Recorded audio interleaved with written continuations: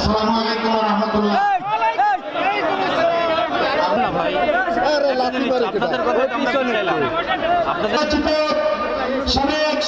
সর্বোপরি আমরা একটা মর্যাদাশীল বাংলাদেশ চাই, যে বাংলাদেশ বিদেশে সবাইকে বন্ধু হিসাবে দেখবে, কাউকেই প্রভু মেনে নেবে না,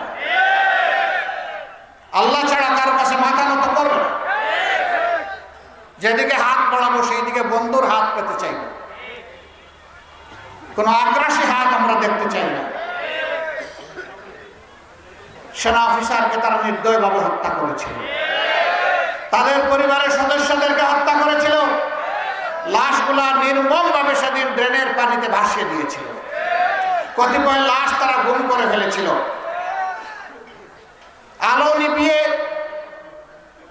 অন্ধকারে তারা মানুষ খুন করে নির্বিঘ্নে তাদেরকে পালিয়ে যেতে দেওয়া হয়েছিল। কারা এই নেপথ্যে, এই খুনের নেপথ্যের নায়ক, কারা ষড়যন্ত্রকারী, কারা সিদ্ধান্তকারী, কারা সিদ্ধান্ত বাস্তবায়নকারী, আজও বাংলাদেশের মানুষ তা জানতে পারেননি।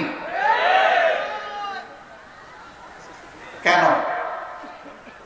কারণ যারা ক্ষমতায় ছিল তারাই প্রকৃত খুনি ছিল। আমাদের ছেলে হোক মেয়ে হোক ঘর থেকে বের হবে নিঃসংকোচে শিক্ষা নেওয়ার জন্য।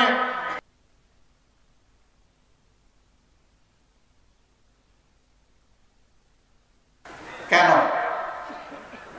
কারণ যারা ক্ষমতায় ছিল তারাই প্রকৃত খুনি ছিল।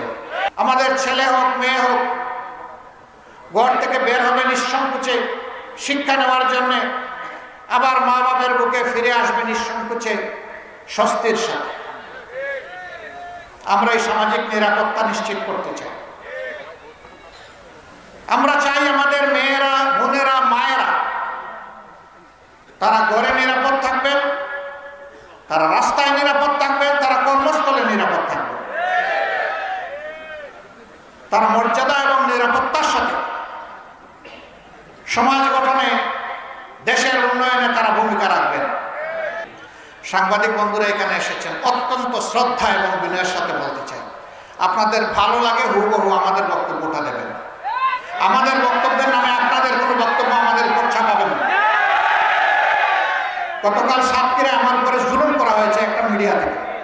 আমি ঢাকায় গিয়ে তাদের কর্মকর্তাদের সাথে বসবো, আমরা কি অপরাধ করেছিলাম, তাদের কি ক্ষতি করেছিলাম, আমাদের নামে কেন তারা এই অপবাদ দিলেন।